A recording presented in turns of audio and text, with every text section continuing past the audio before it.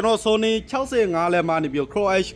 9500သူ့မှာလာတဲ့ era ဘယ်လိုပုံစံမျိုးလဲဆိုတော့ပထမဆုံးမင်းစိမ့်သွားတယ်စိမ့်သွားတာမဟုတ်ဖြူသွားတယ်အဲ့တော့ရောက်ကလည်းမထွက်လာသေးဘူးအဲ့တော့နေပြီးဒီလိုမျိုးမင်းနေတစ်ချက်နှစ်ချက်သုံးချက်လေးချက်ငါးချက်၆ချက်အဲ့လိုမျိုး6ချက်ခတ်သွားပြီဆိုလို့ရှိရင်တော့ကျွန်တော်တို့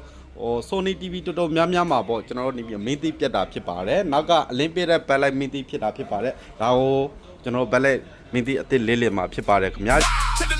That's a new lifestyle.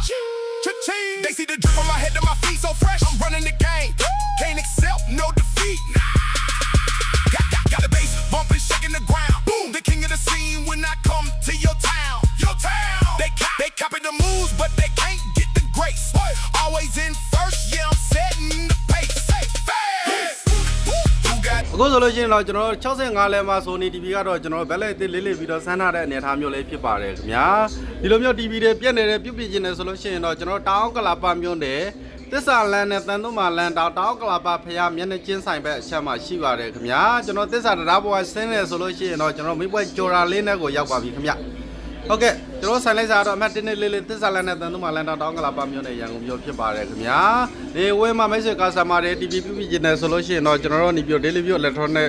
ဖုန်းနံပါတ်သူများကိုခွန်8 53လုံးသူများ9သူများကိုဖုန်းနံပါတ်ရဲ့သူများကိုခွန်8 8 33 349ရာဖုန်းနံပါတ်ကိုနေပြီးတော့ဆက်သွယ်ပြီးတော့ကျွန်တော်တို့မေးမြန်းလို့ရပါတယ်ခင်ဗျာလာရအပေးကြတဲ့ customer